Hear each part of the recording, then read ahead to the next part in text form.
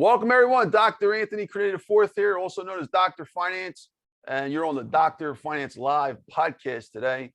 Welcome. We got a special guest. We got David Hill here, folks. He's one of the top podcasters out there, also real estate sales expert and a great connector as well. So, David, I want to give you a shout out, folks. Let's give a warm welcome for David Hill. Welcome, David. How are you, sir?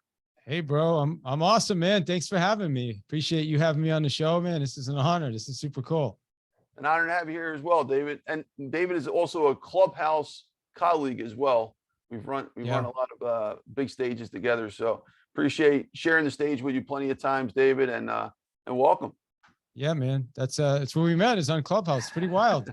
The connections made on Clubhouse, right? It's wild. Yeah, absolutely. Absolutely. So David, the way we start here, we'll do a quick 30-second snapshot of yourself. Just tell us like quick summary of who you are, your bio, things like that. And then we're going to get into your story. And then we have about 15 to 20 questions or so, and then we'll conclude. So, all right. Awesome, man. 30 seconds, a little about yourself. Well, you know, I've 38 years now in sales. I started, 17 years old. I was working in a Kirby call center, setting up appointments for vacuum cleaner sales back, like I said, 38 years ago. So, wow. And I've been, in 5 different industries with sales, from publishing. I spent my last 30 years in the real estate space. I was one of the top 100 agents at Keller Williams Realty. I was in Gary Keller's top 1% mastermind for a lot of years. Sold a lot of homes. And man, I'm a podcaster. I work with salespeople on increasing their skills when it comes to the whole sales process, from your greeting to the fact finding to everything, closing, the demonstration. And I just help people walk through that and get more effective. And that's what I'm really passionate about. I'm also a coach and an elite coach for Grant Cardone's organization, which is 10X Elite Coaching. So got a few things going on, brother, and I just love podcasting. So that's probably one of my biggest passions right now, is podcasting. So thanks for having me. Oh, honor to have you here, Dave. Appreciate you, man.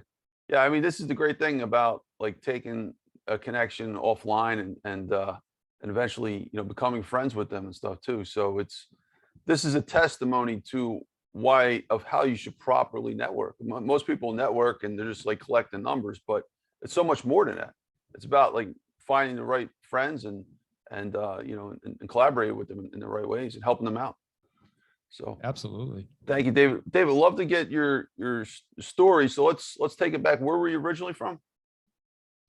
Yeah, I was born in Boston, Massachusetts. And, we lived most of my childhood. I spent living in South Bronx, New York, in ghettos, to be honest with you. We grew up in a ghetto, and my family was really, really poor. We actually spent a lot of time as a kid living in a car and eventually one of those step vans, like they deliver the newspapers in. And it's interesting because as a kid, and I didn't really thought of this until, a few years back, but we were selling artwork on street corners. Like, that's how my family made money. So even as a little kid, I was in sales. We would create these prints, and we'd put them on a piece of wood, and then we'd like stain them, and we'd cover them with this epoxy stuff that would harden up. And we literally had this step van, and my family would drive back and forth from Boston and New York, and they would sell the stuff on different street corners. And that's how my family survived as a kid for a lot of years, man. So that's, so I guess I've been in sales my whole life. If you think about it, I never really thought of that before, except, like I said, a couple of years ago, it kind of dawned on me that I've always been in sales. What kind of artwork did your dad sell? It was homemade stuff. I mean, it was they were like, he would take a piece of wood, probably, I don't know, like the size of this picture over here that you can't see, but who knows? I don't know, maybe 2 feet by 4 feet or something. And they would stain it first, like heat it up with a heat gun, and it'd give it some stain and texture. And then they put a little stain on it. And then they take a print, like any type of print, like could be a picture of this book or whatever, something probably, out picturesque, like outdoor scene or something, right? Or maybe a Mona Lisa. I remember Mona Lisa for some reason. I think they had a lot of pictures of like the Mona Lisa, now that I'm thinking about it. And then they would just put it on the piece of wood and you'd see the outline of the wood, and then they'd take this like glue tech, like this like gel type stuff, and you would just cover it, and it would just harden up, and it would create this whole like seal around it. Wow. And then they would just sell those on the corners. And then the other thing they do is shrink wrapping. I was a master shrink wrapper. I don't know if anybody even knows what shrink wrapping is, but you take cardboard and similar, you take a print, you put it on the cardboard, you cut it out with the plastic, and then you use a heat gun, almost like a really high powered hair dryer, and you heat it up, and then the plastic just forms right around it, almost like glass. Wow. So I learned those skills as a kid, and that's how my family made money. That's an incredible story, David.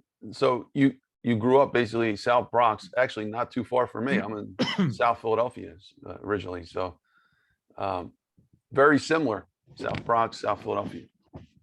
Yeah, I just remember fires every night. It was really weird. Because they were burning down. Essentially, I don't know. I mean, this is a long time ago, but my understanding is they were burning down a lot of those areas because they needed to kind of come in and take property, right? But we were actually ended up. My family got rescued out of a building that was burning, and we actually had the plaster ceiling was like raining fire. It was wild, like raining fire drops. My brother Danny, he actually had a drop, hit him right here in the shoulder, and it went right through his shirt, and just got this really bad scar. Yeah, it's wild. Like the ceiling. So we got like rescued by a fire ladder through the window because the building was burning down. So we're lucky in a lot of ways that we're even here.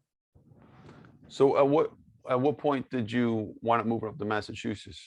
Well, I didn't have a choice. I mean, back then I was with my family. I was a kid. So I think when I was 12 or maybe 10 or maybe 11 or 12, my father was an alcoholic. He was a mess. So eventually what ended up happening is my father beat me so bad that the state took me away from my family. Mm-hmm. And I ended up in Massachusetts because I was with my grandparents. Like my grandparents somehow came, my grandparents lived up here. My mother was from Massachusetts. My father was from New York. So, I mean, it's interesting because my father was a black guy, African. My mother was white. So back then, we're talking about 50 years ago, that wasn't accepted the way it is today. So they had their own issues, right? They had a lot of issues back then dealing with that stuff. But, so I was just kind of along for the ride, but my father had a pretty serious drinking problem and he got violent. So, it was kind of a tough childhood, man. Mm. So I don't really think I intended to talk about that on this podcast today, but this is the only story I got, so it's how I got started, man. It's your story though, right? Like, yeah, it's yours. Yeah. So David, what you said around 12 years old, you moved up to Massachusetts. Is that right? Yeah, I think that was about 12 when my grandparents came, because I was in this custody. I was in the foster care, New York, because like I said, they took me from my parents. And then my grandparents came and got me, and I ended up living in Massachusetts with my grandparents, which was awesome. I just remember that being so amazing. And then my mother and father showed up again. And I was like, oh my God, like I didn't want to leave. But I ended up, my mom did finally end up leaving my father and separating, and ended up back living with my mom and all this other stuff. But yeah, so it was not your ideal childhood. So, here's the thing. I've got 3 daughters, and man, I'm so blessed that I've been able to be such a phenomenal father for them. And they've never experienced, they have like no idea, they think they have a tough life sometimes, and they have no idea, Yeah, but that's what makes you a better parent. Like, yeah, 100%. Yeah. Well, yeah, absolutely. Yeah, 100%. But I think there's also a lot of people that probably went through stuff like that, and they were never able to change. And so they unfortunately repeated what they went through. But, for me, I'm lucky in a lot of ways that I didn't have to do that. I didn't have to be that type of person. Yeah. Well, I commend you on that, David. So David, when you moved to Massachusetts, can you name some top maybe 3 moments that you want to share with us from growing up, in your teenage years that could have really built a foundation for your entrepreneurial journeys that we're at now? Like, what kind of thing were you paper boy or bus boy? What kind of jobs did you have? Yeah, man, you have some deep questions, bro. You know, honestly, I got in a lot of trouble as a kid, man. I was an angry kid. The only skill I had was fighting. That's all my father taught me, was to kickbox. And so, you know, I was a hard worker when I worked, but I had a really bad attitude, and I just got myself in a lot of trouble, you know. And I think, you know, at age 19, I got myself in enough trouble where I got locked up, and that was, you know, I wouldn't say that was when I changed, but that was when I realized that I had to take responsibility for, like, because you know, I felt like I was a victim, you know, and because you know, in a lot of ways I was a kid, I went through all this stuff. So I was just kind of living this life like, you know, hey, I can do whatever I want, and you know, and because of what I went through, and so, you know, I got a lot of slaps on the wrist because I kept getting in trouble. I couldn't not get in trouble. I was angry, and you know, and I drank, and if I drank, this person would come out of me. And the only skill like I said, the only skill I had was I knew how to fight. So eventually I got in so many fights, and I got in this issue where I beat this kid up, and you know, I don't know, I was drunk, and I just, they you know, I ended up getting 10 months in county jail. And I think that was the moment that I realized, wow, this is real. like I couldn't leave. I couldn't, you know, my mom couldn't come and get me out of there. You know what I mean? It was like the real deal.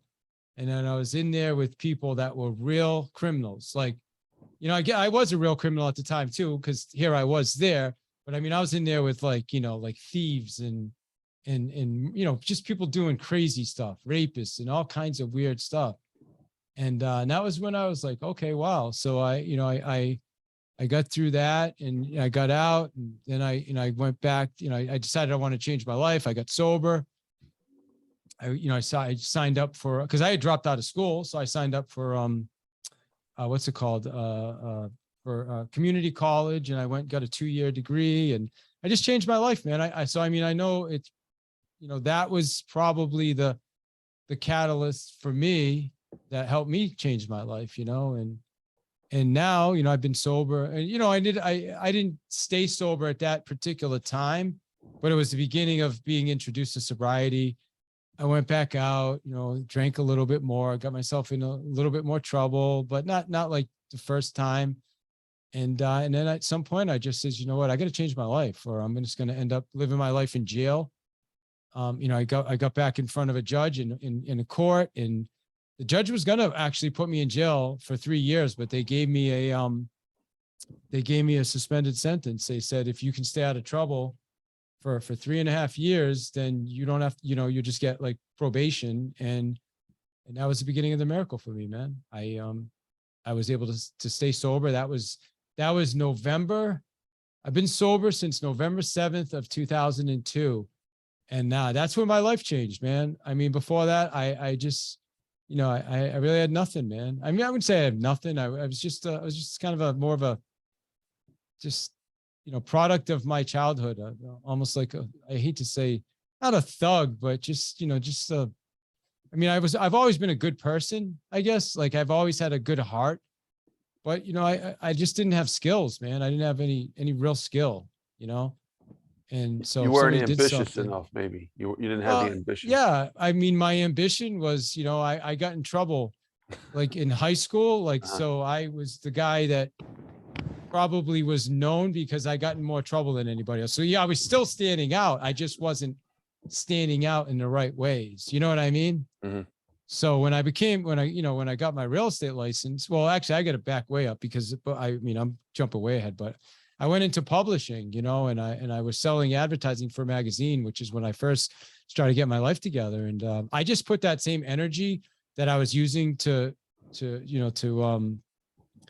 whatever. I had this energy, like this frustration and this anger. And I just used that, to be honestly, in like, I used it in sales, like to just fearlessness, calling anybody, refusing to accept no, refusing to quit. You know what I mean? And it served me in a lot. I loved it. I loved the hunt of sales, even at a young age, working in a call center, even before I got in trouble, and then getting out and then going back into sales and working for a magazine and selling advertising and all this other stuff. So.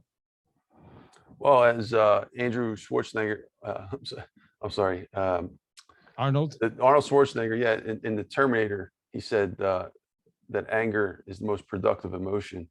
So, a lot of people disagree with that, but sometimes, it for certain people, it can be the top motivating emotion that really puts the catalyst behind everything.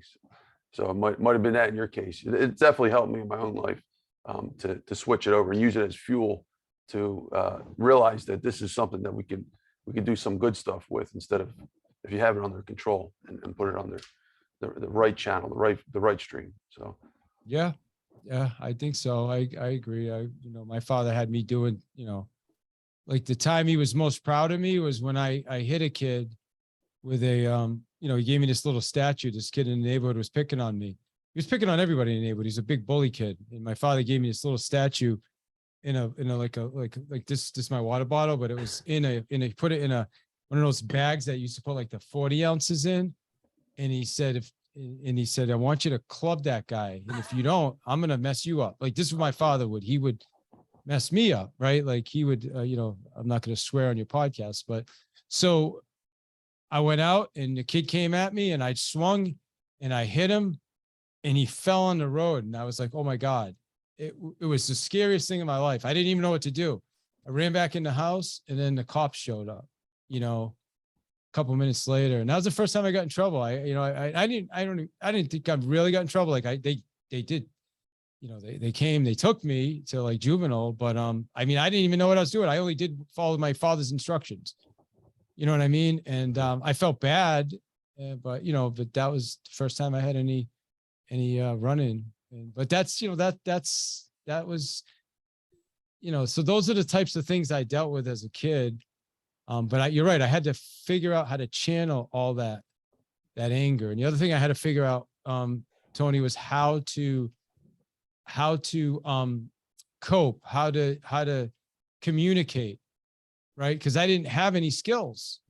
Like my skills were, you say something to me. You're from Philly, right? You say something to me, I'm gonna punch you in the mouth. Legit, that's what I knew. I didn't know any better, no other way. So someone says something to me I don't like, okay, let's fight then. And that was the only thing I was good at. Imagine if the only thing you're good at is fighting. Like it's good if you're a UFC fighter. I kind of wish I was, but back then I wasn't. So David, let's talk about that, because I don't know if you know, I also have a martial art background. I didn't know that. 4 years in high school, and that really began a lot of stuff.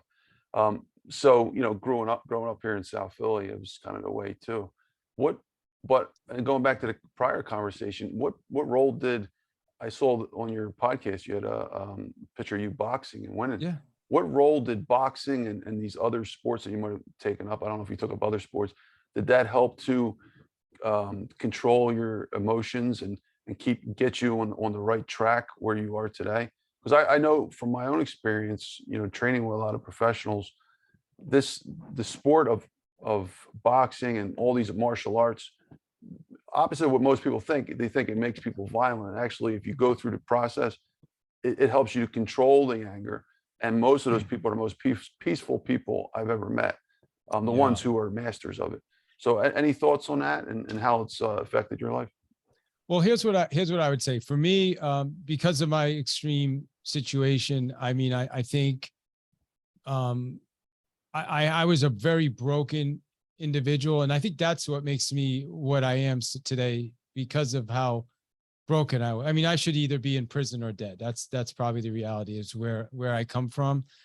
But I have a 9-year-old, and she's been doing karate she did Taekwondo, and now she's been doing karate for 2 years. And I have seen the transformation in her just with confidence and just, and we practice every day, Tony. We practice like it's sometimes just 5 minutes, 5-10 minutes, but every single day so she goes twice a week. So the day she goes to karate, we don't, but we've been doing this. This has been a kind of a routine we've had for the last 6 months.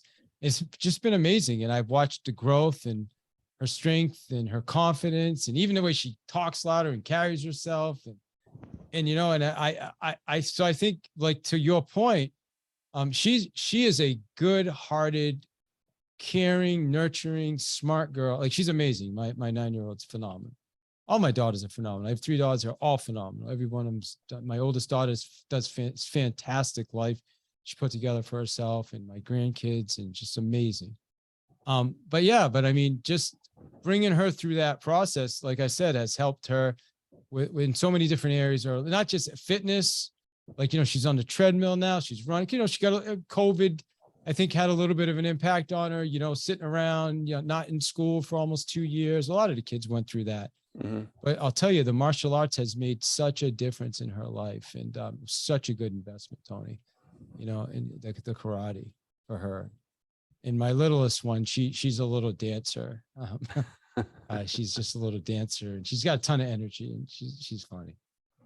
So, David, I appreciate you sharing your story today. And the title of your podcast is Path to Mastery. Yeah. So this actually is relevant, because by you sharing your story, this is your story, your path to mastery. You've had to go through a lot of struggles, a lot of difficulty to get to the level of mastery. So it's always, I always like to highlight the struggles of a lot of the superstars on this show. I mean, I think episode 76 or something. We've had people from Les Brown to Brett Favre, and everyone's got a story that they've been through. I mean, these really successful people have went through some crazy stuff. And in line with your title, Path to Mastery, this was their story, their path to get to greatness. And most people, when they look at the final product of a great person, they're saying, oh, they're great. Everything comes natural to them. But I like to highlight the struggle part to show everyone that this is the reality. Most people who are great, everyone mostly that is great, had to go through a serious journey of hardships to get there.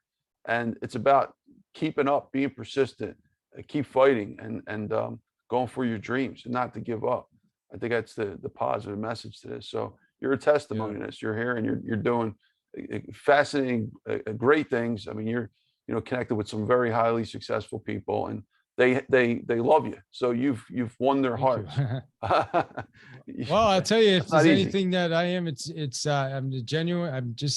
I just tell it the way it is, man. I'm similar to you. I feel like you're like that too, which is probably why you and I connect. You just kind of tell it the way it is, man. And maybe it's Philly and Boston.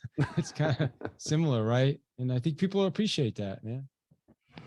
Absolutely, David. Appreciate you, man. So David, just let's turn it to the successful stuff. So in your 20s, what kind of jobs did you have? Did you say you started with printing, or at what point did you get I into worked real for a estate? magazine. We had a magazine called Condo Media, which my mother was actually the publisher. And we built it up from just literally, we were doing labels in the office and delivering it putting them in Honey Farm stores from our pickup truck to literally, she built a publication that was, all over New England, and probably sending out about 6,000 episodes a month. And I did that through literally calling telephone books. That's I would call painting companies. I would call landscape companies, asphalt, seal coating. I would just call everybody. Hey, we've got this magazine. We reach condominium property managers and board members. And are you interested in doing business with these types of people, and meet with them? And I ended up from doing that, in the end, I had like Verizon as a client. Benjamin Moore was one of my clients, AT&T, Sherwin, like I built up to all these big clients, these agencies, and literally just started with telephone books. So I did that. I did that for about 13 years. It was tough. I mean, a family business, it was tough. having a family business. You know, I get a lot of respect for my mother because my mother went through a lot. I mean, I'm not going to get into what she went through, but what I went through was a fraction of what she went through, right? If you can imagine, you know, being with my father. So, but you know, she got away from him and she ended up building this company, and she built this magazine, and I worked for her for a while, but it was tough, you know, family business dynamic and put in a lot of work, not getting a lot of reward. So, you know, and so I did that for about 13 years. And then in 2000 and, what year was it? Maybe like, I don't know, eventually I just was like, I don't want to do this anymore. And that was when I ended up going into real estate. You know, I went into real estate in 2002, right around the same time I got sober. That was when I changed my life. I wanted to clean up my life. And so once I got sober, I decided, you know, I needed to also kind of separate myself from this environment, this job. And I did. And I went and got my real estate license. And I'll tell you, I had phenomenal sold 42 homes my first year in real estate because Wow. I just friggin' was a workhorse. I mean, I worked, I was, yeah, I just worked. I just it. I worked everything. Like every second of the day. I was calling for sale by owners. I was door knocking people. Anybody give me like, this is how you find listings. I was on it. You know what I mean? Saturdays, Sundays.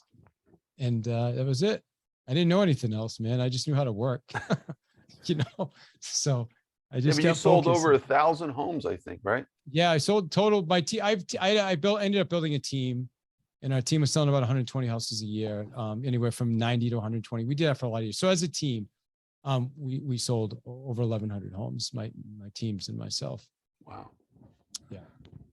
Yeah, we So- were number one in our MLS for a little while in our market. We were always in the top 5 for years.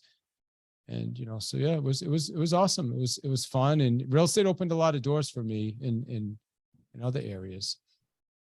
Did you enjoy the open houses?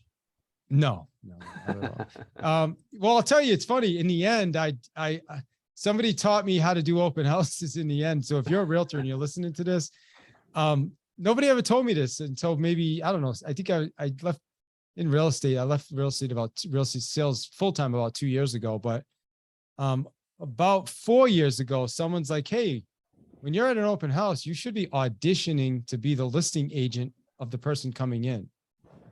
And it completely changed my perception, my perspective of what an open house is. Because before that, I was just like, okay, I'm here. Let some people come in. Because I knew the house probably wasn't going to sell anyway from people walking through. So I'm just like, I got to sit at this open house. But once somebody shared that with me, everything changed. I'm like, okay, whoa, now when people walk in, I'm auditioning to be their listing agent. So everything changed about me, like the way I approached them, the way I, conducted the open house, what I gave them. Like literally, all of a sudden, I went to like literally following people. Like people would come to my open house, and then they would wait till the end, and I would follow them to their house, take a look at their house, and then list their house. But nobody ever told me that before. So, the guy's team I joined, he's like, yeah, just bring a book. Open houses are pretty boring.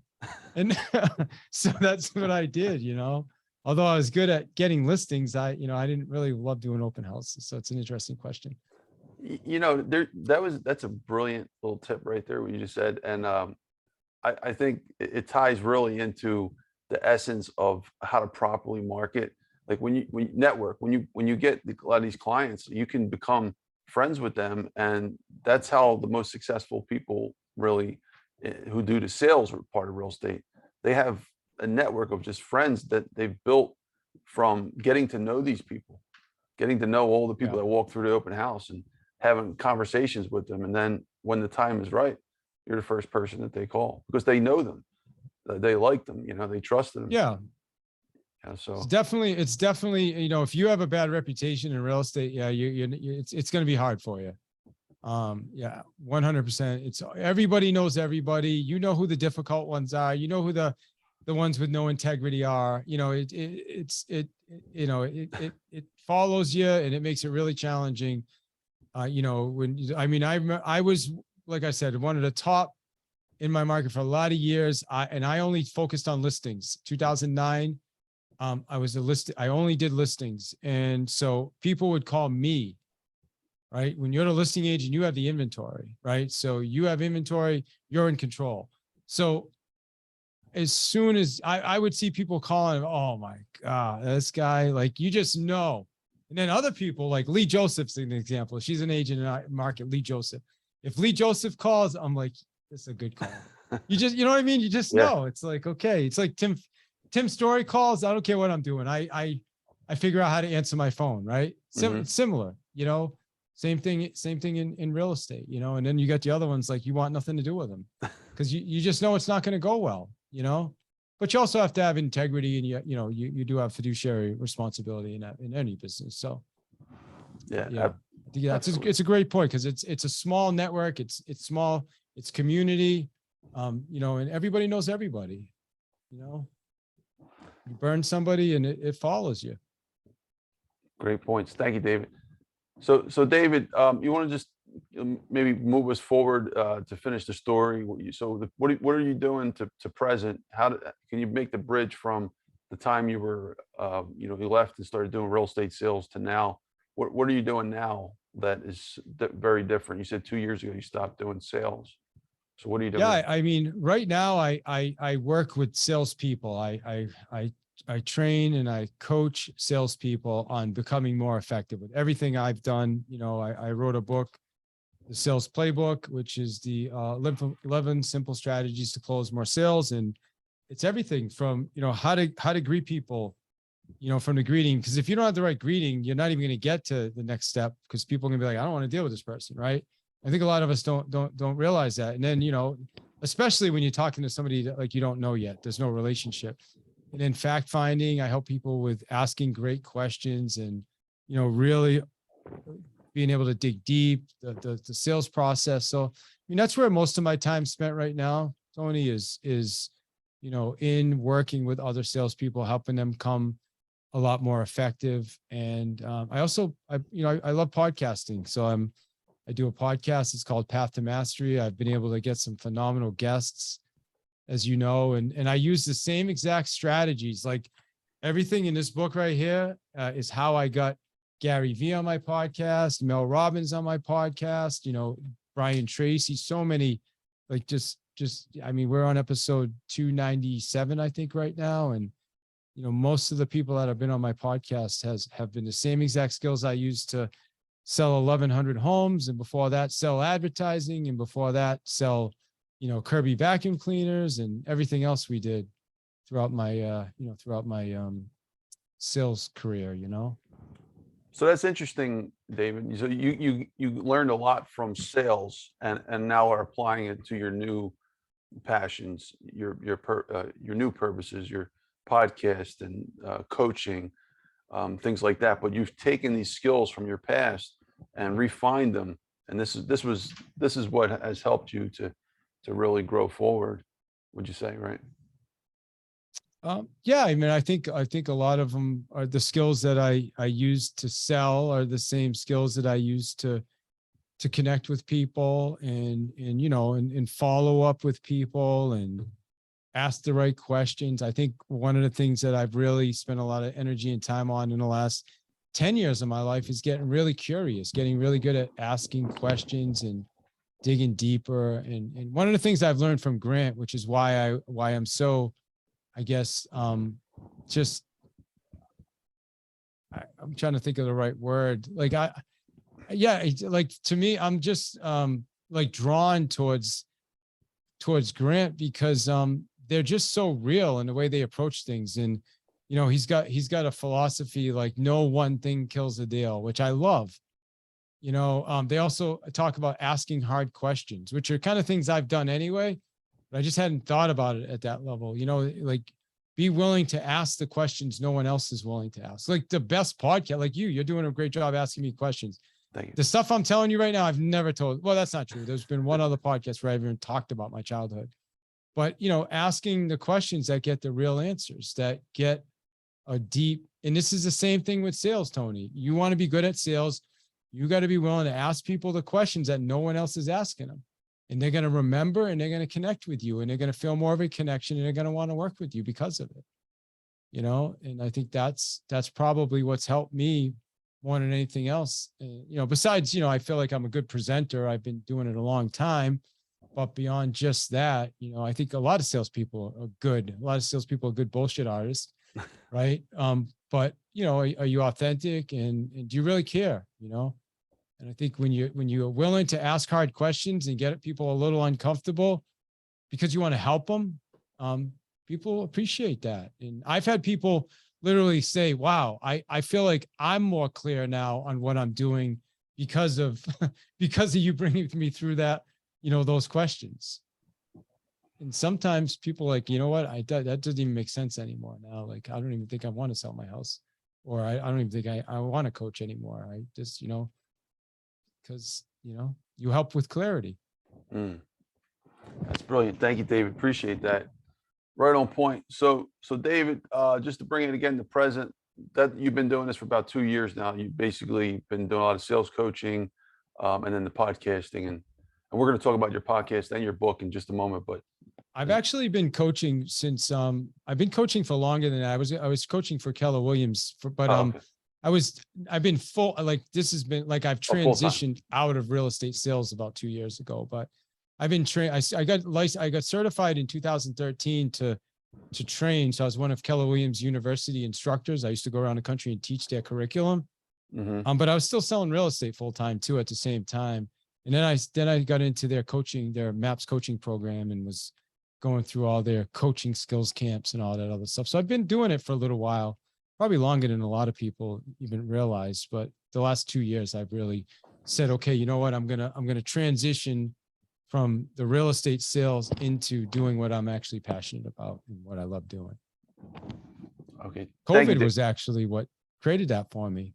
Who? Right?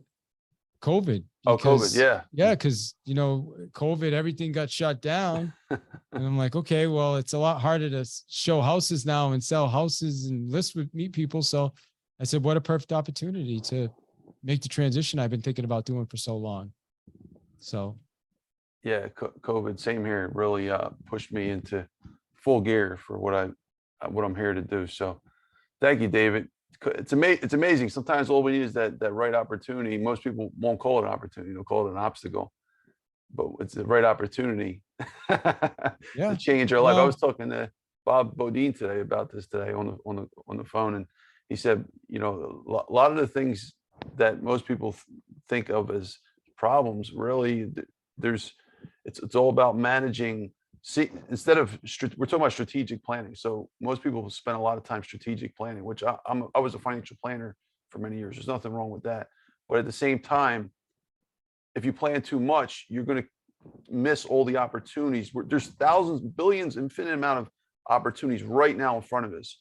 It's just about doing like a matrix type of thing where we can slow the world down and find that right opportunity and know how to react to it. Right. So we don't need to plan too much if we have the opportunities in front of us and we know how to just make that opportunity turn into something much brighter. It's it's a real deep conversation, but it's very interesting concept. 100%. I think you have to be aware too, though. You have to have awareness, and one of the, I guess, if there's any gift, to my childhood is, it taught me an awareness and a grit that probably a lot of people don't have, some of the things I went through, so. Absolutely. Thank you, David. All right, David. So we're going to get into our questions now. Some of them are not really questions, just like overview stuff. So you mentioned your books.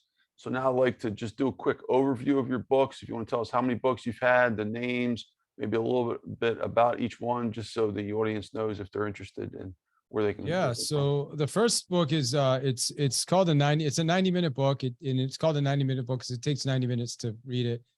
And it's how to earn even more money working fewer hours in real estate, getting your quality of life back. And the reason I wrote this book is because, I found myself in 2014 working 80 hours a week and having no control over my life. Like, real estate consumed every minute of my life, from the minute I woke, opened my eyes in the morning until I went to bed at night. And I hired my first coach, John Alexandrov. And that was when things changed for me. He taught me 5 strategies. Is number one, set standards for myself. And that's what this book is about. It walks you through those 5 strategies. Number one is setting standards. So we have to set standards for ourselves. I mean, I don't care what industry no matter what industry you're in, this book is going to help you with that. And this actually is a free book. I don't even charge for it. It's just, David, can you hold it Yes. real still? Like, Sorry. Yeah. yeah. So we can see a little better. How to earn even more money. And how about below? Okay, there you go. Yeah. Working fewer hours in real estate. So, Thanks. I'll send you the link after. I honestly have to ask my assistant, that you can get this for free, or if somebody just message me. I'll send you a link. It's an ebook. You get it for free. But the 5 strategies, one is setting standards for yourself.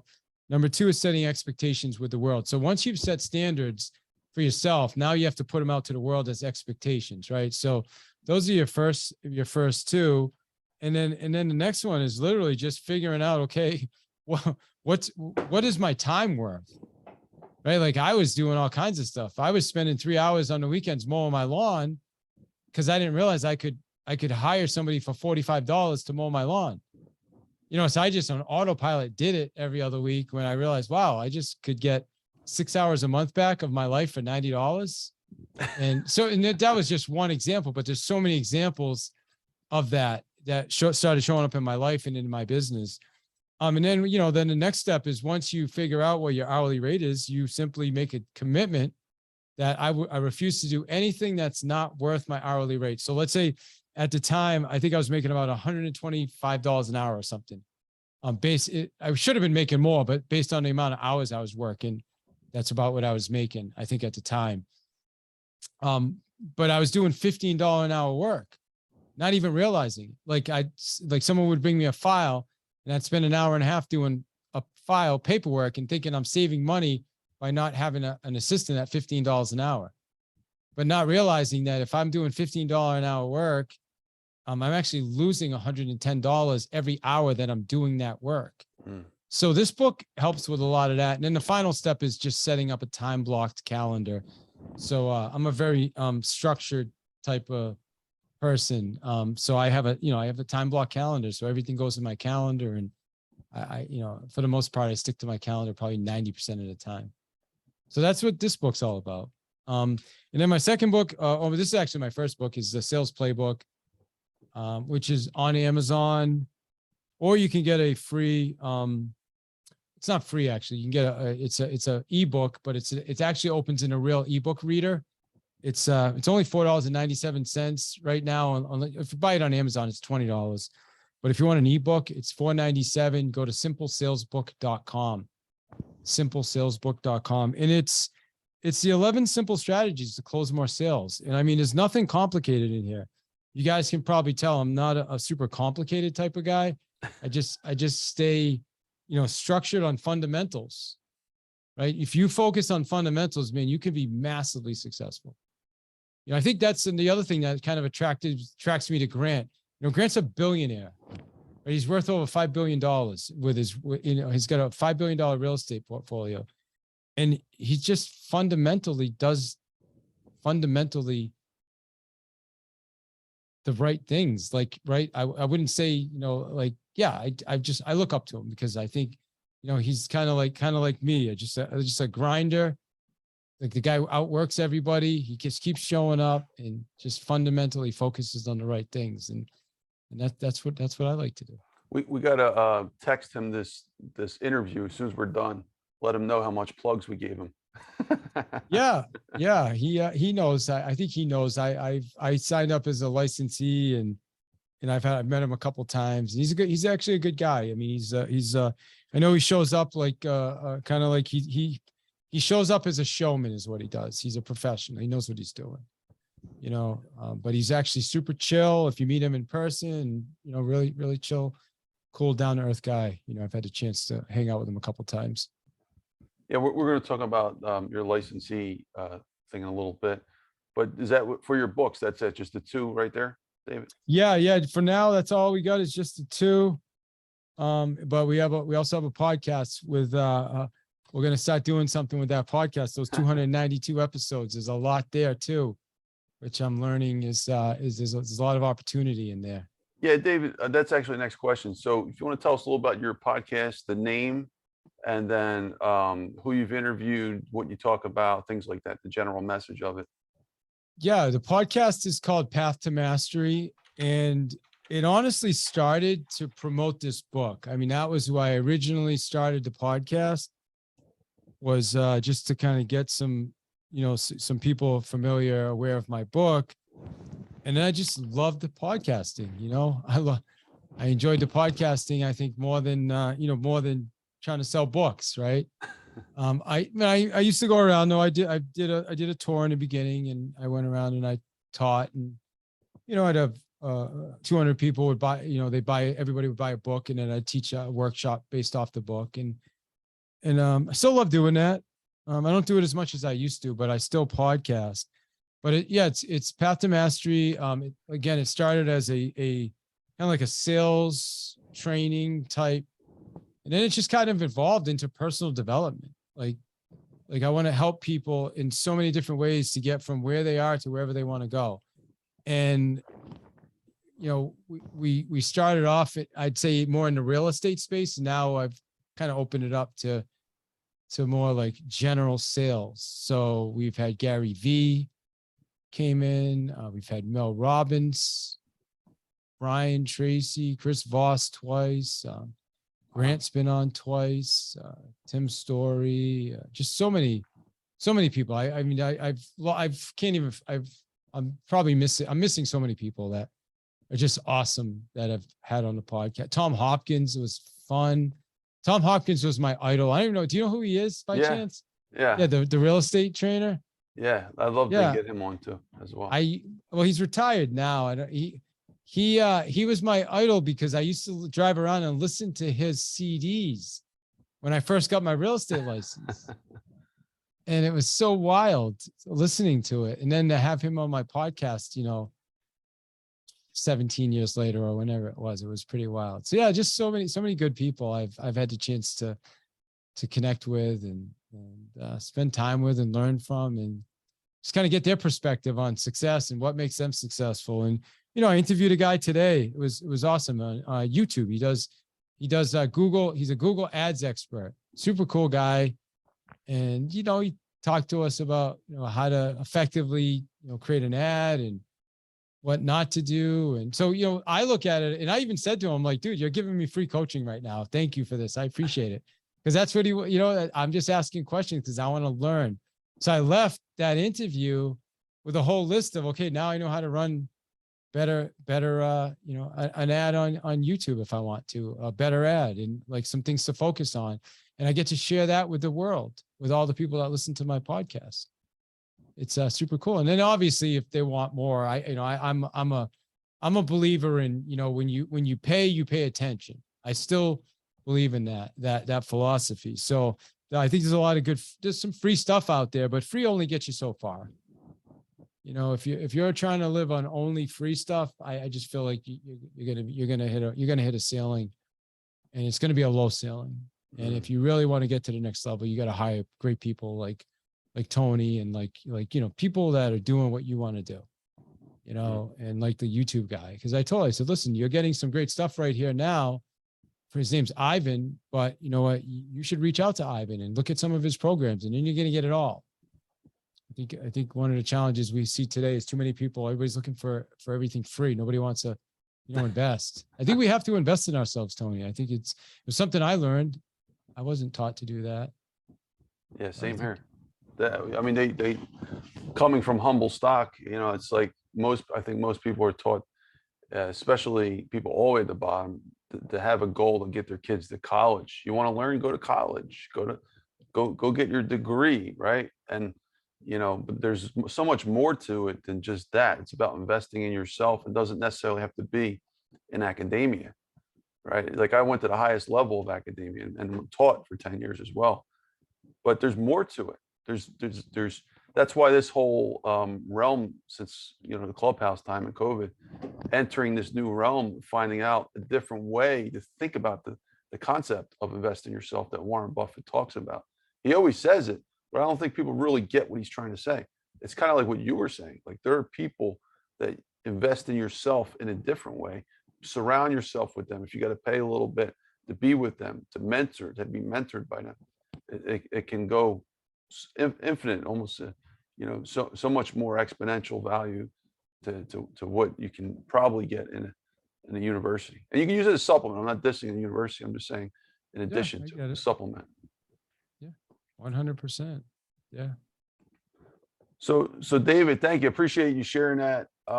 And just as two podcasters, I'm curious on your perspective, how has interviewing great people enriched your life? Well, I mean, I've got some cool friends. I was texting with Chris Voss on Sunday, which is pretty wild, right? I'm here with you right now. I mean, Tim Story and I are friends. I went out and spent 3 days out in California, hung out with those guys. He brought me to this party that was just ridiculous. I've never seen anything like it.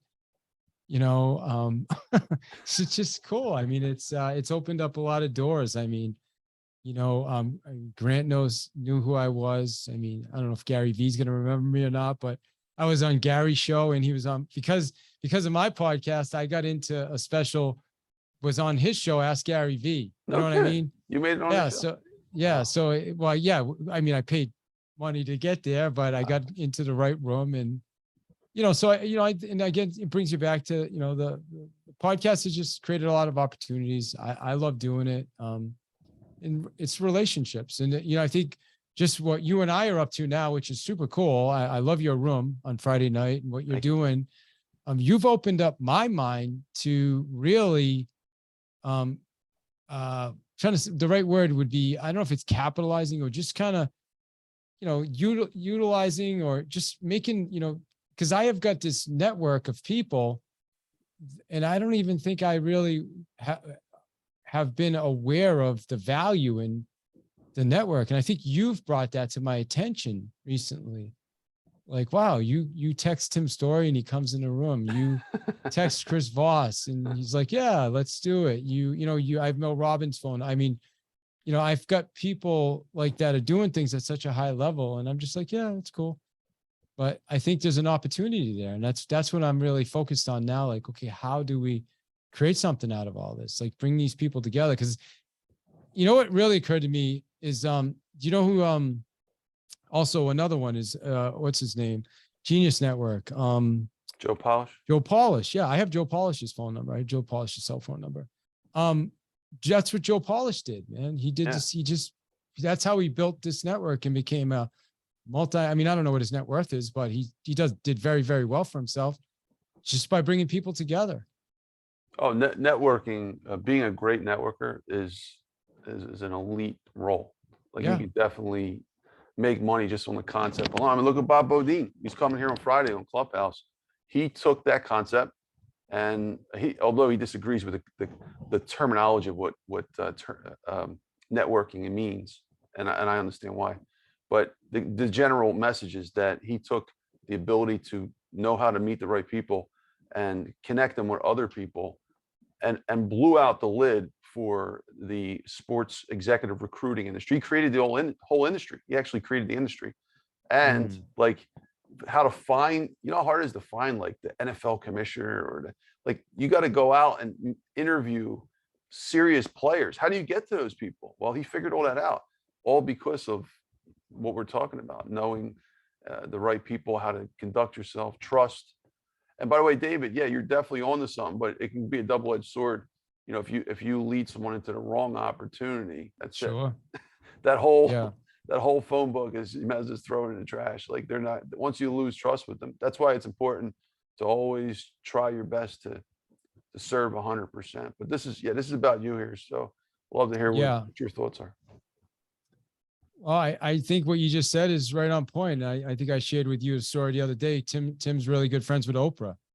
And, when I was out with him in California, I was like, Tim, man, can can you hook me up with Oprah? Like, can you introduce me? And he was just like, listen, man, he goes, I'll tell you why. He said, you know why Oprah and I are really good friends? And he said, Oprah and I are really good friends because I don't introduce her to people. Like, if it happens, it was meant to happen and it will happen, but I'm not just going to pick up the phone and say, hey, Oprah, meet Dave. Right. So it was a lesson for me. Right. I think it's in line with what you said too. I think you got to be smart. And at some point, who knows, when the relationship gets to a certain point, it makes sense. There may be an opportunity. Maybe I'm brought to a party or something, right. Or an event or something like that. But I think I think we just got to be smart about it. And so, even like you and I have, I set up a couple phone calls and I'm like, hey, I don't need to be part of the call. Like, you guys can do it with or without me.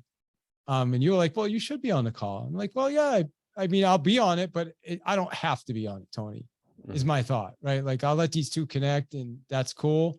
And if I'm on it, great. If not, I'm fine because I know I connected them anyway. You know what I mean? Mm-hmm. So, but I think, one of the things I'm taking from you, and I appreciate you reaching out to me. You reached out to me probably a month and a half ago now and introduced me to your what you have going on in Clubhouse, which is awesome on Friday evenings. You've definitely changed my Friday evening schedule. That's for sure. Well, look at last Friday. Look at that room. Yeah. Oh my God. We had Grant Cardone there, Sharon, Yeah. Tim Story, and that wasn't even our main guest speaker, which was Jeffrey Gittmer. And Yeah. all in the Yeah. same Jeffrey room. Gittner, like crazy. Somewhere I have his book. I've got books all over, there's so many books in here. There's books and boxes. I'm on the floor everywhere. But Oh yeah, you being the yeah, sales guy, you right. yeah, I couldn't be. I used to read his book all the time, man. The little red book of sales and a little black book. Yeah, I was saying that. Like, I was studying his book. This is going back 20 something years ago, probably 25 years ago. Yeah, about that. Yeah. And Yeah. you loving Grant and his message. So Grant came on, you heard it firsthand. I mean, Grant studied. Yeah. Grant He said the same studied thing. Jeffrey. So you got the Yeah. grandmaster there.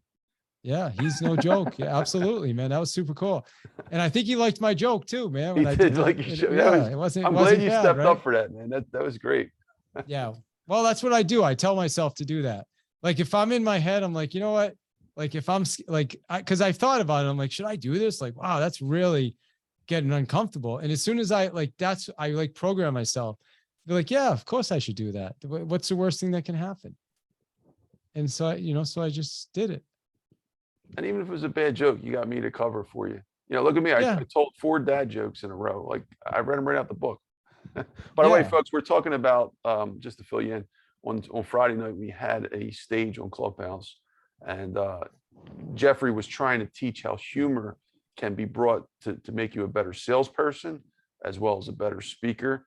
And we had a little exercise on humor and just trying to see the reaction of people to simple jokes. And David, we had like 2 or 3 volunteers, if you include myself, 3. And David stepped up to the plate. Most people they didn't want to do it, but David raised his hand and he said a few jokes and we were just dissecting it. And he was being a great sport about it. So yeah, it was fun, man. It was awesome. I love doing that because I feel like that's when I grow. Like, when I'm uncomfortable, like like anytime we're doing stuff that helps me grow. I'm better as a result of doing that, right? Like, I remember when I went in last December, a bunch of us were out and this is how I got connected to, one of the ways I got connected to Grant and became one of his coaches is because there was, Grant didn't even have a coaching division a year ago. This is a new division. And that's why there's such an opportunity. That's why I'm part of it. One of the reasons I'm part of it. But, there was a bunch of, it was like 70 people in the room and they said, who wants to come up and do live coaching in front of the room? I'm just like, I'm like, did my hand just really go up? like that's what I'm thinking. And of course, who do they call? I'm the first one up. And I just crushed it. Like, just absolutely crushed it. Like, definitely, like, they reached out to me after, like, yeah, you're in the top 1% of all the people. So there was only 7 people out of a couple hundred. Wow. that they selected, and I was one of them. But the reason I'm sharing that is not to try to impress anybody, but it's to tell you that I've done that so many times that, like, the first couple times I did that, going back to 2012, 2000, I was horrible, but I just kept raising my hand. Right? I remember trainer, I got up and I bombed, and I was embarrassed, and I flew home and said, I will never do that again. I remember getting up at this store, Percy's, and the city of Worcester wanted me to do a presentation for him, and it was so bad. I blacked out. Like, I literally blacked out. I feel like it was one of the first times speaking in public. It was like I show up at this store. I'm thinking it's going to be a couple people. It's like 150 people. And he put me right in the middle. Oh man. And I just like broke into a full body sweat, and just like, it was such a mess. But you know what? I just kept showing up, man. And I think that is what preps us to be able to, when the right time opportunity comes, you can just raise your hand and say, okay, let's go. And you're ready. At that point. I guess I was ready. Yeah, I was ready. Yeah. That's beautiful. Thank you, David. Appreciate that. And we're going to talk a little bit more about some of those concepts in a little bit. So are great masterminds worth paying for? What's your thoughts on that? Oh, dude, come on. Yeah, man, 100%.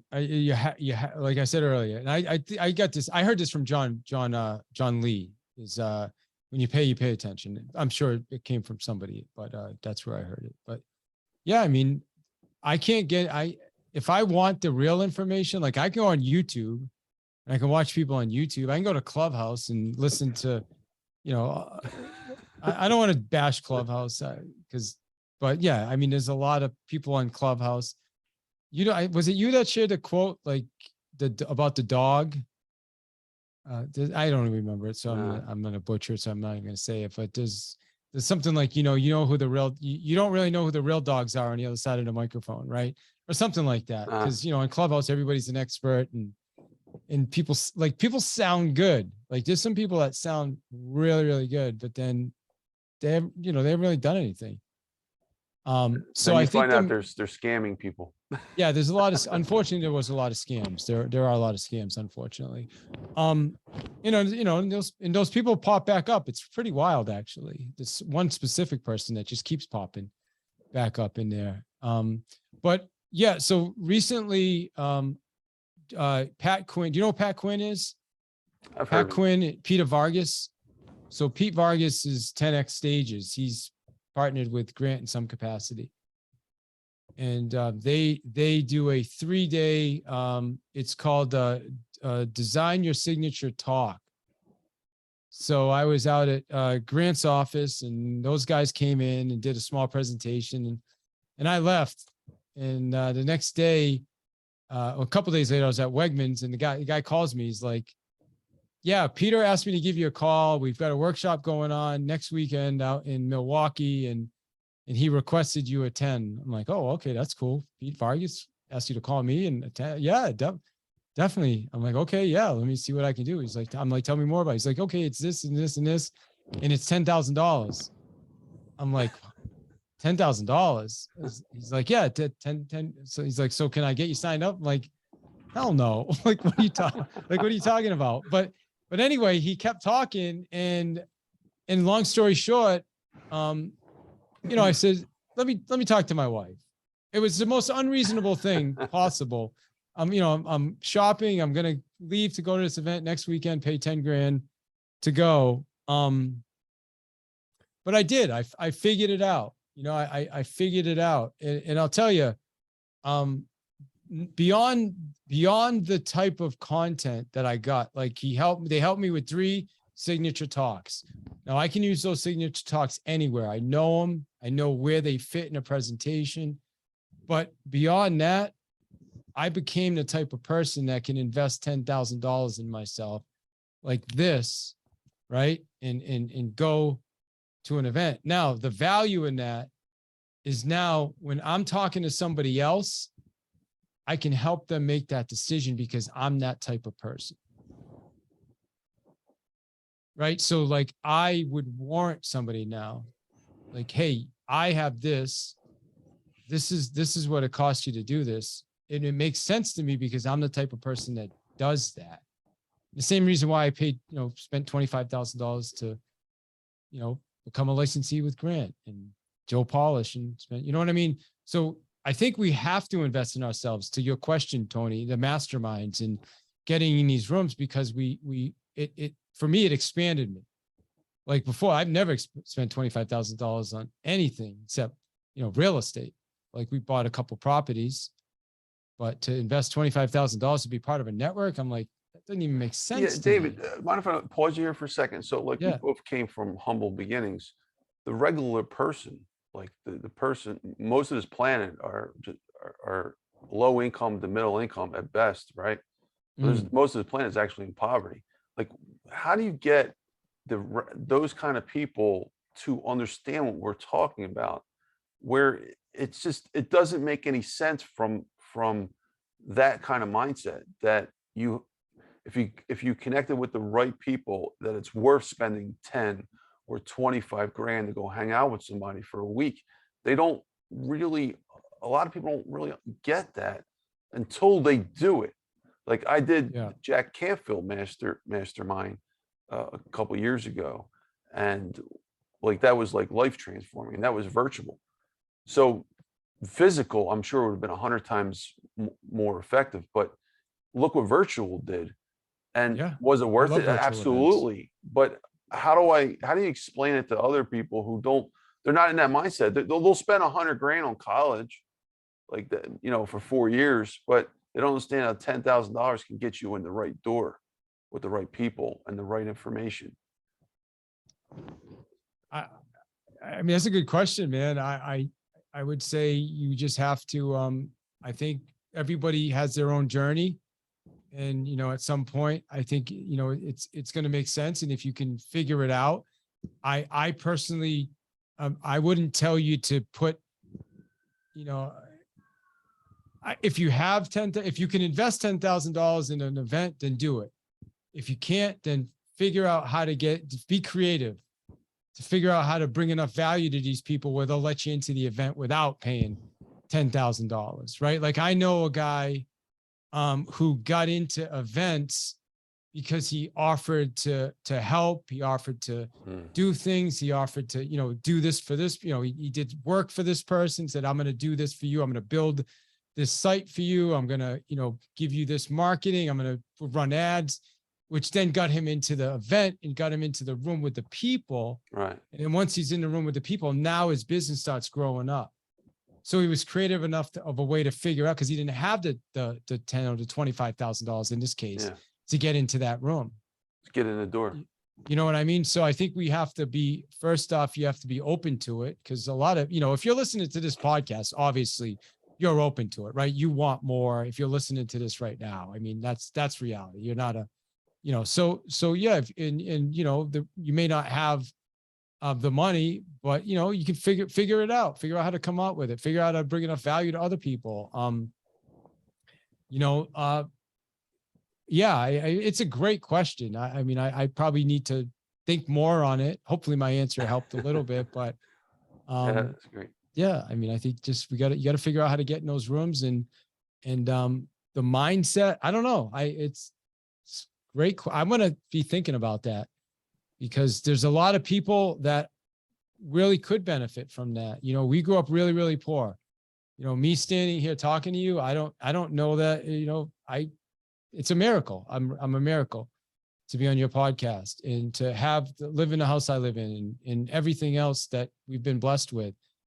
But for whatever reason, I'm supposed to be here, and if somebody stepped in my life, I think the first person that stepped in my life was, somebody gave me a Jim Rohn CD.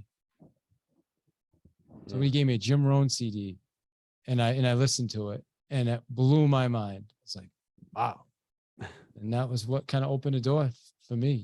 This is years ago. No, that's not true. Before that, my mother sent me to a Tony Robbins event when I was in my 20s, which was super cool. Wow. Yeah. Thank you, David. Appreciate that. Appreciate your attempt on that difficult question too. Yeah.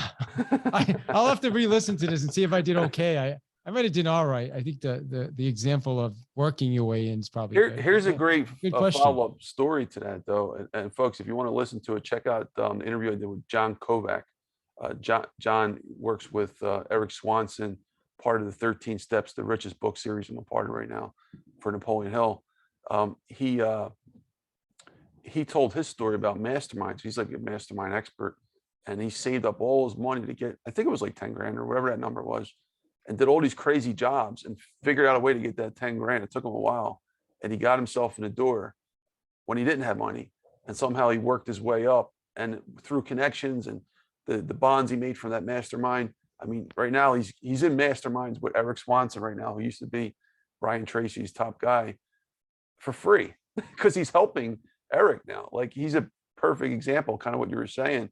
He figured it out the first time, got the money, but then from there he really figured out how he can get in all the other doors without having to figure, spend that much. So that's a great point, because I think that wasn't my trajectory. Like I wasn't the guy that got 10 grand, to get 25 grand together and just gave it all in and went all in. But I hear those stories all the time of people that did that, so I think that happens a lot. There's certain people that just get in the room, make the right connections, and they're off. That wasn't my particular story, so. Thank you, David. Appreciate that. All right, David, next question. What lessons have you learned about sobriety that has helped you to live a more successful life? So I know you've had a great journey with that, but like what lessons? So I've had Tom Chenault on here, who I don't know if you've connected with Tom, but you really should. I'll connect you if you want. Tom Chenault, I don't know. No, he's really, really big. He did radio for a long time. Very successful, but had a great similar story. I think he said he was recovered 32 years or something like that. Darren Prince, who's Magic Johnson's right-hand man, also had a similar story. He was on here. Sobriety has taught these people many lessons. Matter of fact, we had a whole Clubhouse stage, and I introduced Tom and Darren on the same stage.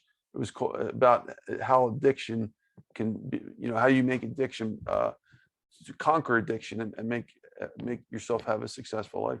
So again, to repeat the question, what lesson you learned about it? My wife just texted me. I apologize. Just want to make sure. So okay. Oh, go ahead. Yeah, I got it. Sorry about that, man. So you were talking about the sobriety and what lessons? Yeah, what lessons has sobriety, have you learned about sobriety that has helped you to live a more successful life? That's another good question. What lessons have I learned about? Well, I think sobriety has helped me become. It's helped me to learn more about myself, to be okay with myself, right? Like, it took me a lot of years to be okay with just because I stopped drinking. Like, I shared the brokenness with you earlier. So when you're that broken, you don't just stop drinking and all of a sudden you're a fixed person. Like, the reason I drank was so I didn't have to deal with the feelings and all the stuff that was there.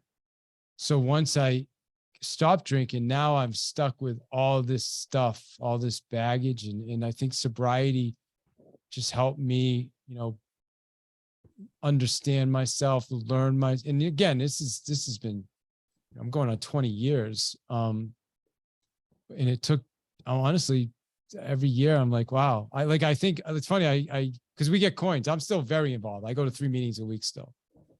Actually, that's not true. I go to 2 meetings a week now because the Friday night meeting doesn't happen anymore. But for years I went to I always say 3 meetings because I'm just used to saying 3 meetings a week because I went to 3 meetings a week for so long, but there's only 2 meetings now. I go to. Well, you got my Friday night room now, so there you go. Yeah, I guess that's technically a meeting, right? So it's positive, that's for sure. But yeah, so we what was I forgot what I missed the question.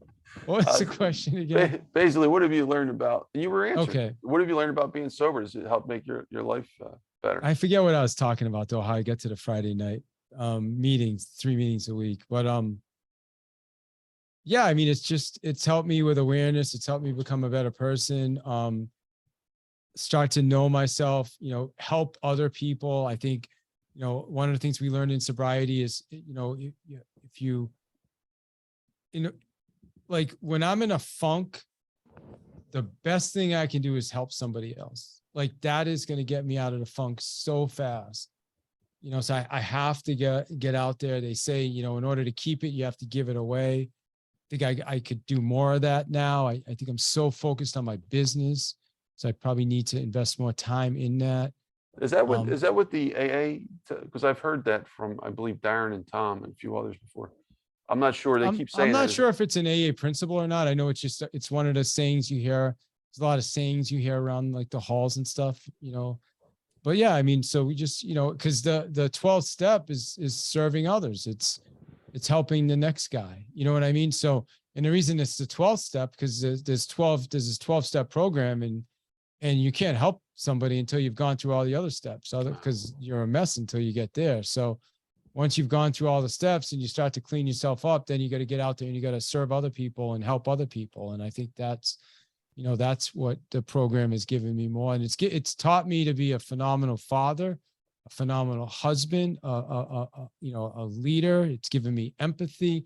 I mean, I've gotten so much. I mean, I shared my story. The only thing I knew how to do was fight, and I didn't understand how to communicate. You make me feel bad. I don't know anything else to do except fight. Right. Well, I'm a different person today, and I grow and just continue to get better every day. It's also given me some serenity, man. Like I meditate. I started meditating about 10 years ago. So I do have a meditation practice. So I still have to get my second meditation in, but I agreed to your podcast today because I wanted to be on your show. So normally I do my second meditation at 4:30 Eastern every day. We're meditating right now. Yeah. I don't. Yeah. Amen. No, Amen, but brother. Friday, Tom's coming on, by the way, with Bob Bodine. So if Bob, he said he's 95%. If he shows up, actually, he said, if you don't hear from me in 2 hours, that's 100%. So he's 100%. So awesome. Tom Chenault, he connected me to Bob, and Tom, I will definitely introduce you. I think you'll like Tom a lot. Thank you. That's cool, man. And this was a funny thing. I remember him saying on the Clubhouse with Darren. Darren was talking about, I've been up and down, rags to riches I think he said 2 times or 3 times. And then when I introduced him to Tom, Tom gets on and goes, kid, I can't even count how many times I've been up and down, like rags to riches, because of all sobriety and just things. So, I mean, he's been through a lot, but he's a really, really smart guy. He figured it out. So, yeah. But thank you, David. Appreciate you having the courage to answer that question. And it's always a testimony of what people can do. When you think you're at the bottom, just realize, if you can figure out a way to understand yourself better, you're limitless in your potential. Would you agree, David? I mean, yeah, I think I 100%. Yeah. I mean, ironically, I'm reading the book Limitless right now by Jim Quick. Are you familiar with that book? No. Unbelievable. Wow. Unbelievable book, man. Phenomenal. But I always say that about books. I think it's just because wherever I am in life, I somehow find the right book. Like my wife told me about Jim Quick. He's the memory guy that everybody knows. He's worked with like all the celebrities, and I've heard his name. Yeah. But his book is unbelievable. So right now I'm focusing on getting him on my podcast. That's who I want to get as my next guest. But his book's called Limitless, and it's great.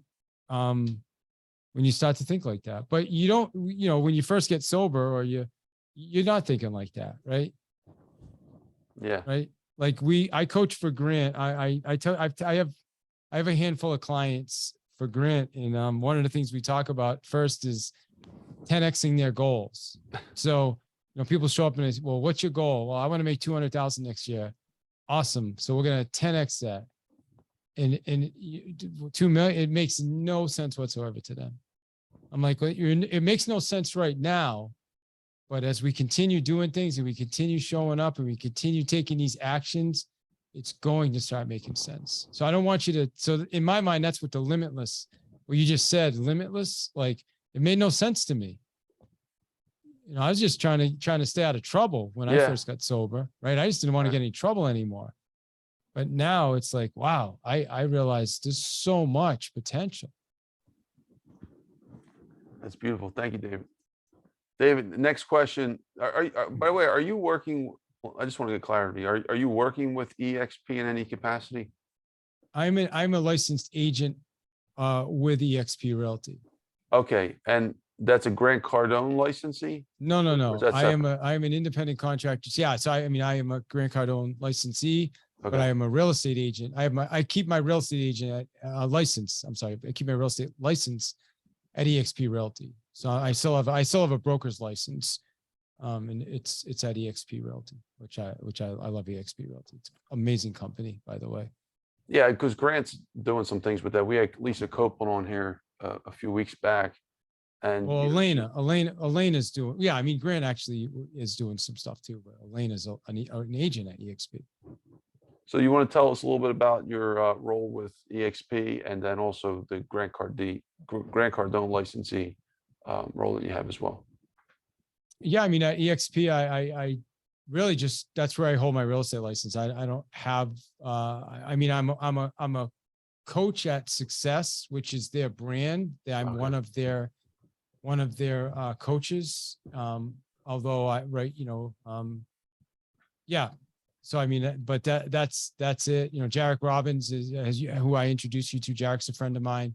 He's in charge. He's the vice president of Success. So we spoke, and I ended up becoming certified with them as well. So I'm certified with them, and but I'm an independent contractor, so I'm also certified with Grant Cardone's 10X Elite coaching program as well. So, and then with Grant, I mean, I'm a licensee, so I'm licensed to deliver their products, to sell their products, to which I love. I'm on 2 calls a week with all their guys, these guys are just high level people. Everybody on these calls are just doing huge things, which I love being part of that group. Guy came in the other day. I just sold a 15-minute presentation, like a 15-minute keynote, for like 18 grand or something. It's just like, it's just like, these are the, I just love being in these conversations, or, Grant pops in every once in a while and talks to us, or Alan Lazar. I don't know if you know Alan. We were listening to Alan Lazar this morning. Alan Lazar is making like $5 million a year doing marketing. Really? He was on the stage. If you look at his profile. Yeah, he's always Clubhouse. on. He follows Grant around. He's one of Grant's top guys. He's awesome. Okay. Awesome. Yeah, he's telling me the story, like, because here's how I met him. I didn't even know him. I knew him. He didn't know me. I knew who he was. I was at Starbucks out in down the road from Grant's office, and I saw him in line. I'm like, hey man, can you give me a ride to Grant's office? And he's like, who are you? I'm like, yeah, man, I'm a licensee. And anyway, he's got a brand new Mercedes. He's like, you're the first person that sat in the back seat. So anyway, he drove me to Grant's office. I videoed it with it's on Instagram or something. And then I didn't see him for a couple months, and then I ran into him at Grant's real estate event, and I'm like, oh man, how's that Mercedes? He's like, yeah. He goes, I let Elena use it one day, and she hasn't given it back to me. And I'm just like, these guys are living at a different level, right? Think about it. You got your $150,000 Mercedes, and you let Elena use it one day, and she hasn't given it back to you. It's just like, that's a different level. And those are the types of things I need to be exposed to realize that type of lifestyle exists. You know what I mean? So that, Alan's a really cool dude. He's a marketing guy. He's a he's a marketing guy. Well, he's doing a fantastic job. I mean, it's no piece of cake to be the marketer for someone like Grant. So yeah. Thank you, David. Appreciate that. And David, maybe your top 3 best real estate lessons that you've learned, because you spent a lot of time in real estate. I mean, that's the bulk of your sales experience, I imagine. What are your probably half of it? Yeah. Top 3 real estate lessons. I would say number 1 is we kind of talked about it earlier, is just realize we're a community. when you're selling real estate, if you want to do well, you got to take care of other people in your community. I think the better the relationships, it doesn't necessarily have to be a relationship. People just have to know you're a straight shooter and you're a stand up, right? Like we focused, like one of the reasons my team was successful is our vision was changing the real estate experience for years. And we would tell everyone, and what did that mean? It meant we would change the experience, not just for buyers and sellers, but for other real estate agents. Meaning when real estate agents contacted our office, I had two administrators, high level. We would respond like this. We would return their calls. We would have our paperwork in order. We would make life easy for them. If they contacted us about one of our listings, we wanted them to feel absolutely comfortable that we would get them to the finish line. No weird surprises would come up. So I think being that type of person is probably one of the best lessons. I mean, people knew of me, people knew I was not the easiest guy because I was a tough negotiator. So I wasn't easy to negotiate with, because I was a grinder. But when we got the deal together, people knew, okay, this is gonna get to the closing line. You know what I mean? So I think that was one lesson. The relationships, I talked about it earlier, Tony, got to learn how to ask really deep questions with people, ask hard questions. I think so many, I've been able to help so many people because I would ask a question, one more question that would be the actual question that would say, okay, you know what, I'm going to go with you over the other guy because you understand me a little bit more. You really know my situation at a deeper level. And I think that's probably that's one of the things I teach now. I teach people to get beyond surface level questions and really understand why people are doing what they're doing. And most times we don't, like people will say, oh, I'm moving to Florida because I don't like snow anymore. But, and a lot of realtors will take that at face level. Oh, yeah, they're seniors. That makes sense. They want to get out of the snow, but they don't really know why they're moving to Florida. So you have to just keep asking deeper questions. So I'd say those are probably two. So number one, community. Number two, be willing to ask hard questions and deep questions. And friggin' lead generate, man. Show up. You got to put in the effort. You got to lead generate. You got to put in the time. I think that's one of the biggest mistakes in real estate. People get licensed and then they contact everybody they know, and then they sell 5 houses and realize, okay, I've talked to everybody I know. Now what do I do? and I'm telling you, if you look up the statistics, the statistics show the average real estate agent, it's average income's like $40,000 a year. Yeah, I grew up in the real estate field, so that's why I'm asking this, because I know, David, what you've done to last that long.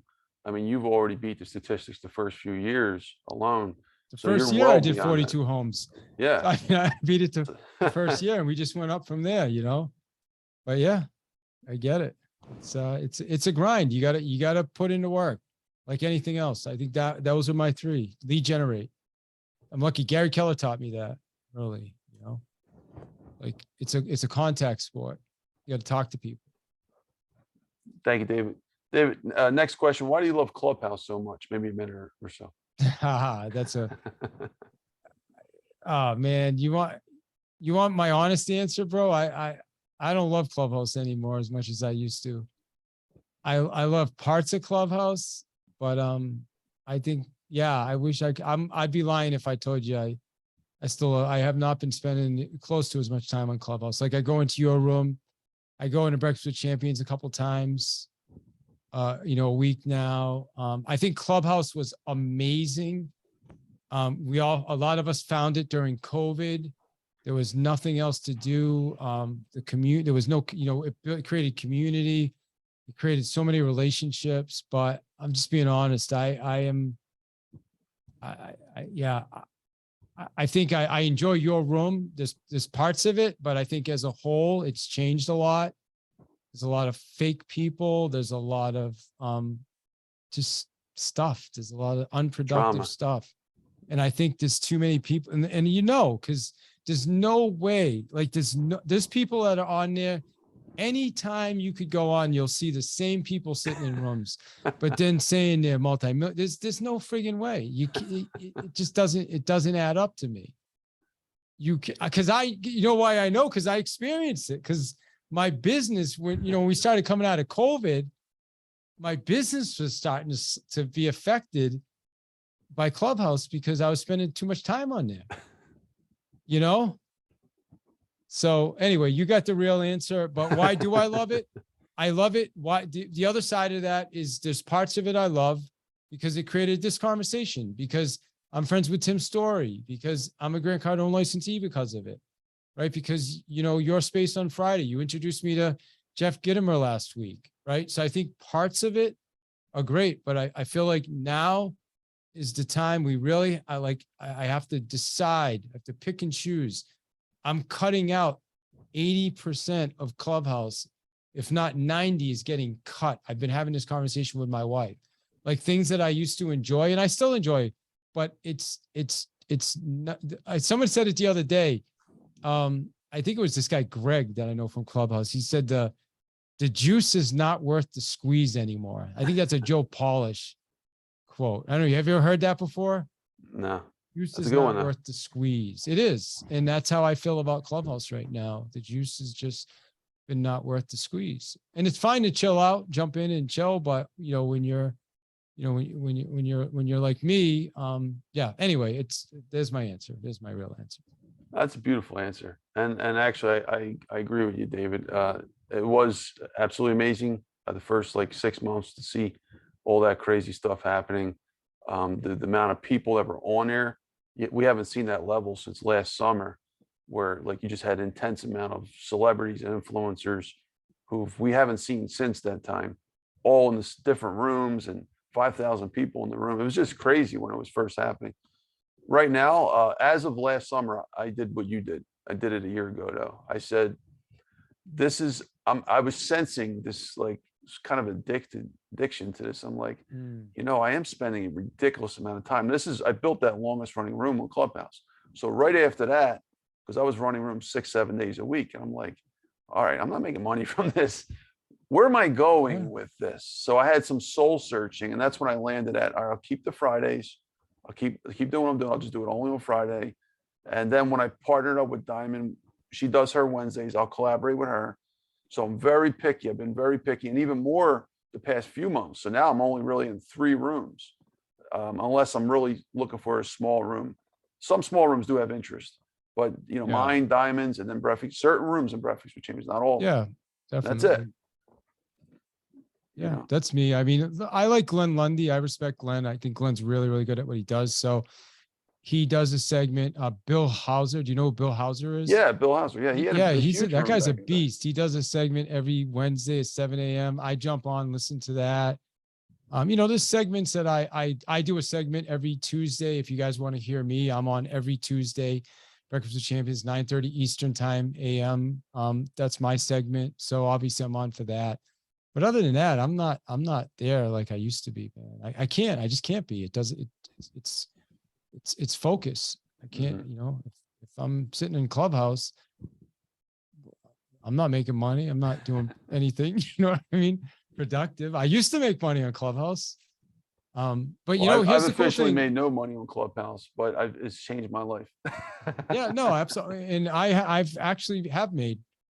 made over $150,000 last year from Clubhouse, but that's not enough. That I still look at how much money I lost by being that should have been $800,000. The amount of time that went into it. You know what I'm saying? So, and now that was last year. This year is forget about it. I mean, I go in there now, I'm just losing. I'm not. Yeah. So anyway, it's all good. I've got a thing going on right now. You brought up a touchy point with Club.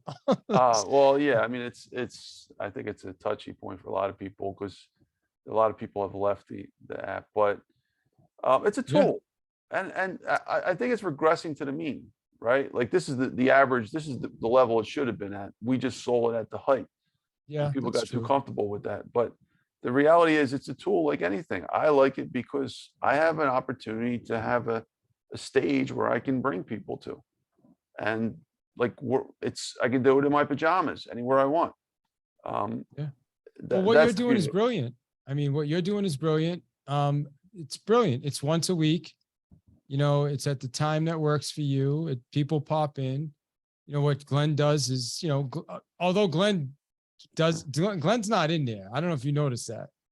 Yeah, I Nothing haven't seen him against really Glenn, fully in but here in a while. he's rarely there. So he's completely scaled it. So he's brilliant, right? But there's other people that sit in there, you know, I just like I said, but you know, it's brilliant. But yeah, anyway, I'm going to stop beating up on poor Clubhouse because I do a church service every Sunday morning on Clubhouse. That's probably one of my favorite things that You're I do praying for now. Clubhouse, huh?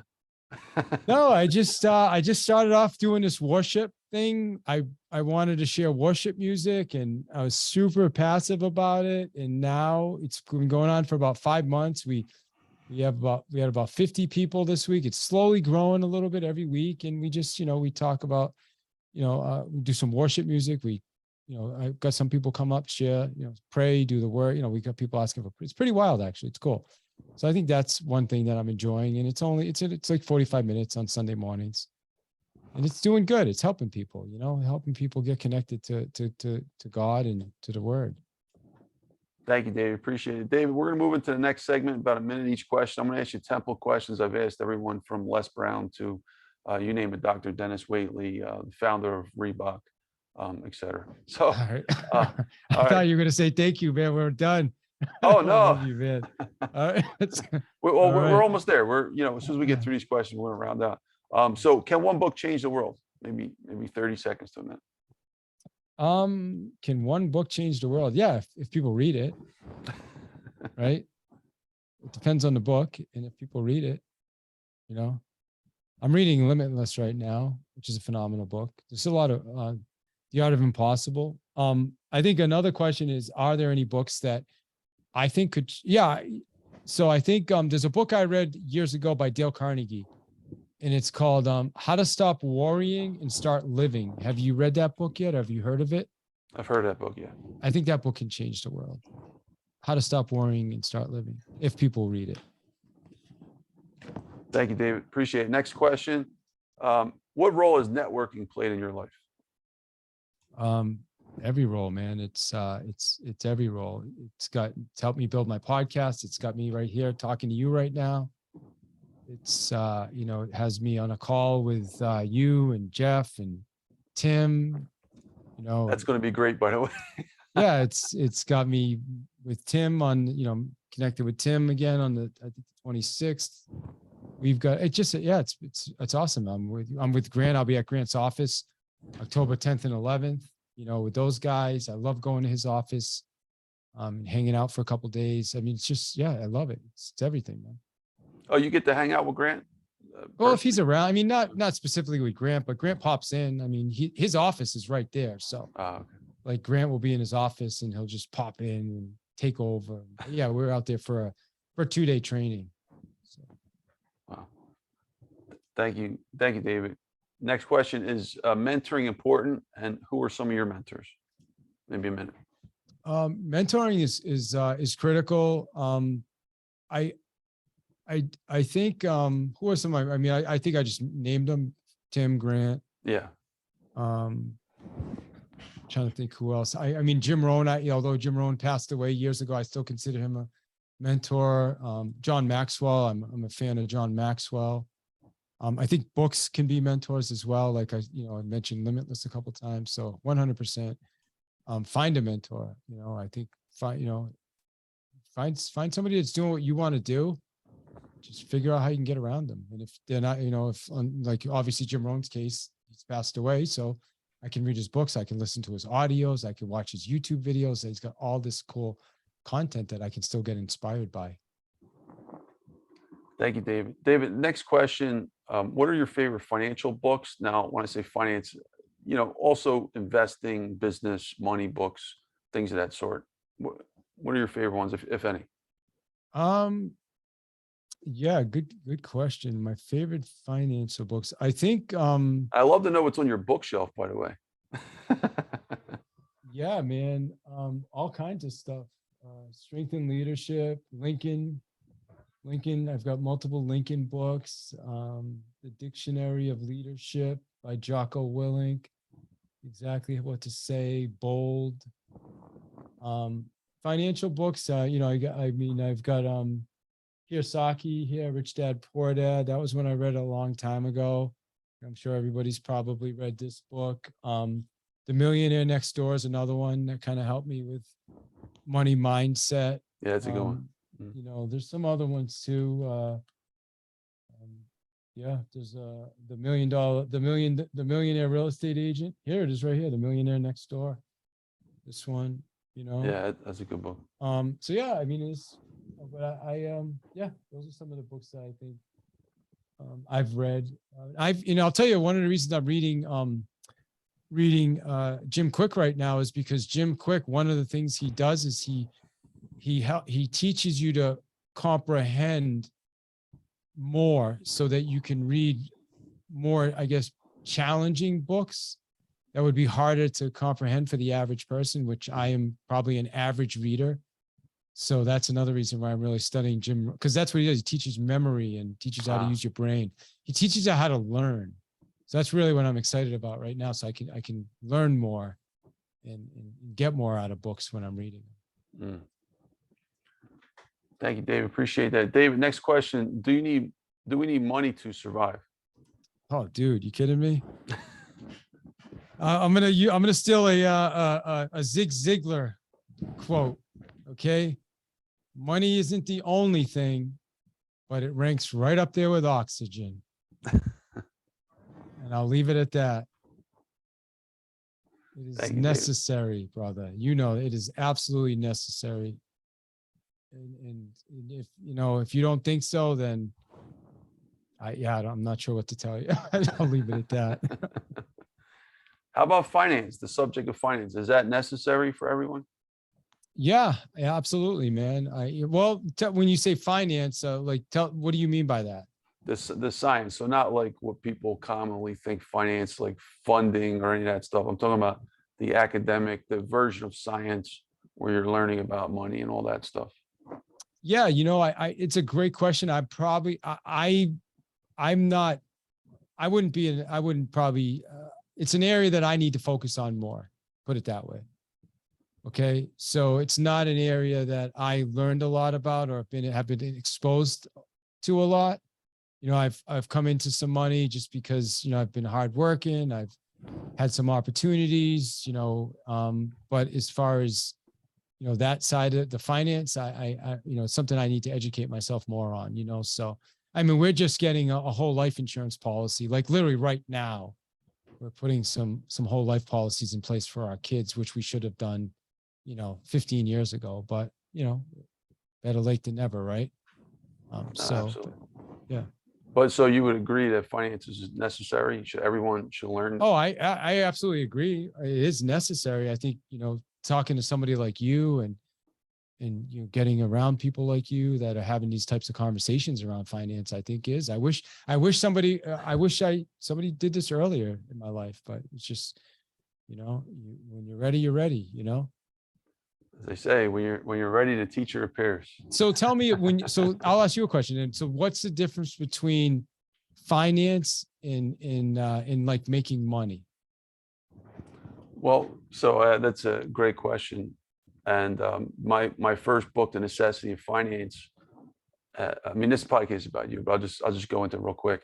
I figured I wanted to write a book for my students to teach them about finance. And I figured out that I can't believe this, but there isn't really a consistent definition across all these textbooks I'm teaching from. And then when I really dissected the definitions, they weren't good enough. So I created a unique definition.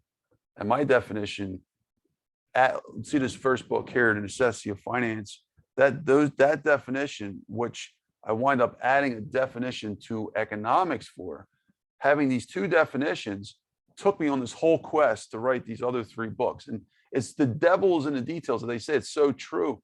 Like the definition is the science, finance is the science of management of wealth for an individual a group, and an organization.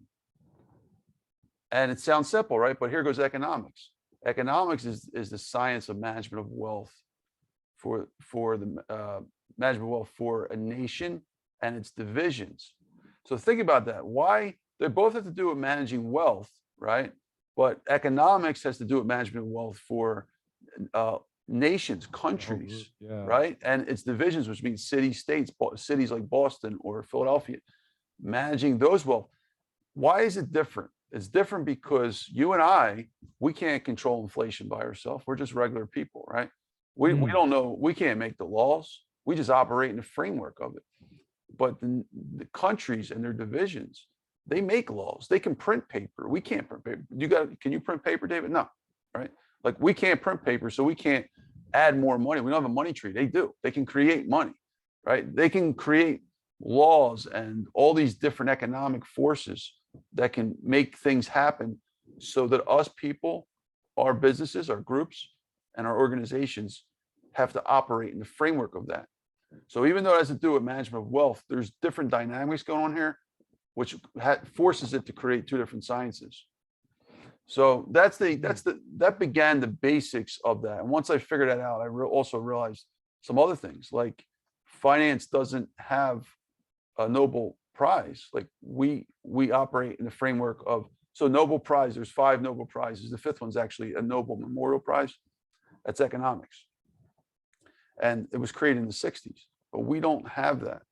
We don't have the finance. When it was created, our original people who created finance, they're all different types of people. They're scientists and mathematicians, physics, and but finance doesn't have an actual Nobel Prize. It operates under the Nobel Prize of economics. And my whole thing was to split that, because we're actually a totally different science. And we gave ourselves, I gave us a scientist. I called it the financialist, the way economics has economists. So that began the journey of the rest of my books. But again, this is about you, man. You got, once you asked me the right question, you got me on my mastery there.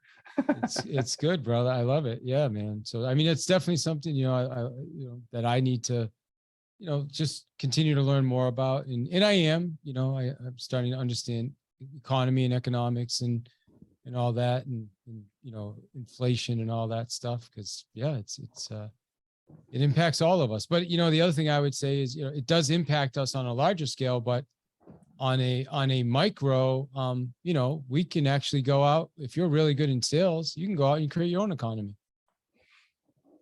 which is what I just continue to do. No matter what the market's doing, I can go out and I can talk to more people. Yeah, you have more conversations. You can't control that. The government's, they No, I live under can't, not at all. inflation, right? But you can buy real estate, which is an inflation protection investment. 100%. Yeah, I can buy real estate. I can turn up my sales volume. I can talk to more people. There's a lot of things I have control over. I don't have control over anything that's happening outside of what I can do. Right. So, yeah. So the economy is going to change.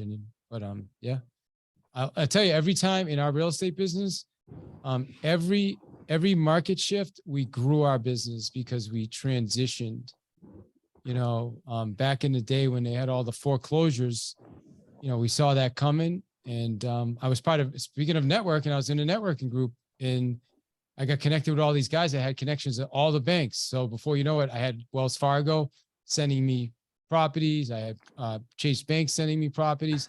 So my business started to blow up, where most agents had no idea what to do. They couldn't get listings because everything was bank owned. We connected with banks, and then we, short sales in 2013. I'm sorry, I think it started in like 2010.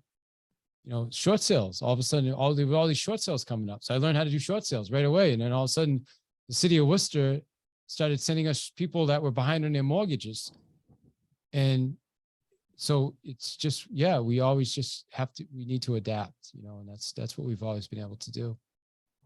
I'm actually going to spend the next 3 days in a 3-day workshop on creative financing. I've never done that in my life. I'm going to spend 3 days with these guys, super, just high wealth individual, awesome group of guys. And that's what they do. They do like creative seller financing deals, things like that, because a lot of we suspect there's going to be a lot of changes coming, with people, because people have equity now, but there's going to be some challenges probably in the real estate space where people are out of work, they're inflation, they can't afford things, so there's going to be some things happening. So, Absolutely. Thank you, David. Appreciate it. David, we got 3 more questions left and we're going to wrap it up. Figure awesome, about brother. 30 seconds each. How important is having a purpose in business, and what is your purpose? Maybe 30 seconds. It's critical, brother. It's if without a purpose, you're not going to keep moving when times get tough, and times are going to get tough.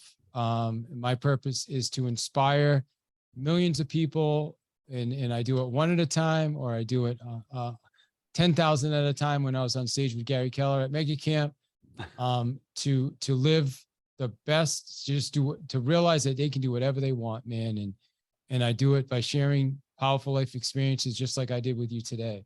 So people realize if I can do this, then friggin' anybody can do this. If I can go through what I went through and be where I am, anybody can do it. And I just want to let people know that, and so help people and be a phenomenal dad, man. That's the other thing I've been able to do, and I'm going to continue to do that. So thanks for asking that question. You're welcome. Thank you. Brilliant response. Thank you, David. Next question is, what would you like to accomplish in the next 10 years or so, and why? Maybe 30 seconds. Oh gosh, man. Want to make a movie, more books? Yeah, man. Billionaire? I love doing what I'm doing now. I want to help millions, and like the more people I can help, the more money is going to come to me. So yeah, I absolutely want to be a billionaire. It's a great question. I would say, what do I want to do whatever I want, Tony. I want to be able to, if I want to go like take my family this weekend and go to Dubai, then I can fund that. Okay. My wife and I, we're going to go do Formula One racing. We are moving to Puerto Rico. We already planned that out. So we're going to I want to be able to do whatever. I say be a billionaire. Do I need to be a billionaire? I don't know. I don't know the answer to that question yet, but I want to be able to do whatever I choose to do. And I don't want money to be in the way of that. So if I want to take my family, like I said, and go to Italy and go to an F1 race, then we can just do that because we have the resources to do that. So that's where I want to be. Thank you. Beautiful response. Thank you, David. Next question, 2 more left. What would you like to accomplish in the next 10 years or so? Oh, I'm sorry. I already asked you that. Yes. I was going to say the same question again. Wait a minute. What happened there? Okay. What? Last question then. Okay. Awesome. What would you like to be your legacy to this world? Sorry about that. No, it's fine. My legacy to this world, man, I want people to realize that, like I said, from where I came from to where I am, like the father that I became, right? The person that I've helped so many people, not just in sales, but in sobriety, in recovery. I started a meeting. I've had a meeting. I've helped so many people where, I'm putting together a retreat. That's what I spent time doing today, because there was a big retreat that happened every year. This retreat happened every 6 months, year after year, for as long as I can. Before I got involved with AA, and because of COVID, it stopped, and it hasn't started up again because it's at a Jesuit retirement, like a center where there's elderly people. So they're probably not going to start it up again. So I'm putting the pieces together again to start this retreat up again for people that need it. Because you think about sobriety is consistency. So I'm on my knees every day. I go to 2 meetings a week. I go to retreat every 6 months. A lot of the guys that have long-term sobriety have that routine. Well, none of us have been on a retreat in almost 3 years now. And some guys are feeling it. Like, that retreat is important, that 3-day retreat twice a year. So I'm actually in the process of bringing that back. So beyond being a parent and just everything else I'm creating and helping people make more money and create better lives by being able to sell themselves and have confidence, helping people with sobriety and recovery. Because I think the first step is a lot of people need to get their head cleaned up first, and then they can worry about all the other stuff that comes with with recovery and business and family and all that other stuff. So That's my answer, brother. Appreciate Thank you. you, David. Maybe if you can put it on your tombstone, one statement, what would you put on there? Oh God, dude. Oh man, I'm gonna think about my tombstone. When is shit? I He feel like I'm did just what- getting started, man. Like it took me 52 years to wake up. You know what? I would say you know, that's a good question. The thing that comes to my mind is he never quit, man. He's just a good father and he never quit. You know, never quit, no matter what, never quit. And I'm really happy to be a good father. I'll tell you, that's one of my proudest things in life is to just be a good father and really spend time with my daughters as well and my family. So I think that's it. Just a family man who never quit. I respect that a lot about you, David. Thank you. David, we have concluded. So I want to Awesome, thank you for brother. being here and appreciate you going through this great exercise of questions. I was joking with Jeffrey Gidmer last week. Thank you for being interrogated by me. But this was a great interview, and I appreciate all the nuggets you dropped, and looking forward to definitely connecting some more offline. Before we conclude, though, any thoughts? Final thoughts you'd like to add? Maybe if you want to tell us about where we can find more information about you, your website, your social media. The floor is yours, David. Thank you, man. Yeah, I would just say first off, make sure you're connecting with Tony, man. This guy's amazing. And you know, if you are gonna, check out Clubhouse, I would check out two places. Check out Tony's club, which is it the finance? What's your club called, Tony? Finance Club, but you look The under Finance Club. Dr. Finance when you're here. Dr. Finance, and that happens every Friday night at 7 p.m. Super cool. And then, Breakfast with Champions obviously is my home base. How do you get in touch with me? It's super easy. davidhill.link. Everything is there. davidhill.link. You get access to my books. You can get access to the trainings we have. I don't coach a lot of people, but I coach a handful of, people that are interested in one-on-one. So if you're looking to, to talk to me about that and see what that looks like. And if it feels like we're a good fit, that's a possibility. If you have a real estate license, there's a no-brainer. We have an online training community. We meet every day. We have a huddle every morning, 9 a.m. Eastern time. And it's just a phenomenal community. It's called davidhill.club. Make sure you check that out. If you're a real estate agent, you need to experience davidhill.club. Sign up for a month. And you'll stay. Check it out. And then davidhill.link is everything. That's the best way to get in touch with me. So just want to say thank you, Tony. And obviously Path to Mastery is my podcast. So after you listen to Tony's podcast, please take a listen to my podcast. Thank you, David. Appreciate that. So definitely check it out, folks. Check David's social media site, give him a follow. And we're going to conclude. So thank you, folks. This is Dr. Anthony Criniti IV here, also known as Dr. Finance. You've been watching the Dr. Finance Live podcast. As you can see here, we also have the website link here to my website, drfinance.info. Check it out. Don't forget to subscribe to the newsletter. Very, very important. I only send usually one or two messages a month, but you'll be able to keep in tight with the community as well. And also, I have 3 books here if you want to read them learn about finance, the necessity of finance. I wrote that for my finance students about 10 years ago, which led into my second book, The Most Important Lessons in Economics and Finance. And all my final conclusions of those 3 books was The Survival of the Richest, the 500+ page book. Definitely check those books out if you're interested in that order, though, because it follows a theme. And I want to thank you again, folks, for being here. Don't forget to follow, like, and subscribe to this channel and to all the different social media platforms of myself and David as well. Clubhouse, very important. We're going to have some big events coming up, and David's going to be helping out with a lot of them. And eventually, we're going to set him up for his own stage as well. So this Friday, he's probably going to be there with co-hosting with Bob Bodine. If you want to check that out, that'll be this Friday. Let's see, September 16th between 7 and 9 p.m. Bob speaks, and David will be in the room as well, most likely. So with that said, thank you, folks. And David, any last minute? Yeah, I didn't realize this was going out. Is this going out right away? Because you said this Friday. Well, yeah, I mean, just in case someone, 1,000 years from now wanted to look back on this, they're like, wait, this Friday? No, this happened 1,000 years ago. So want to give them the time frame. Yeah, this Friday, Bob's going. So you're going to release this before Friday is what I'm Oh, saying, yeah, September. absolutely. Okay, cool. I didn't know that.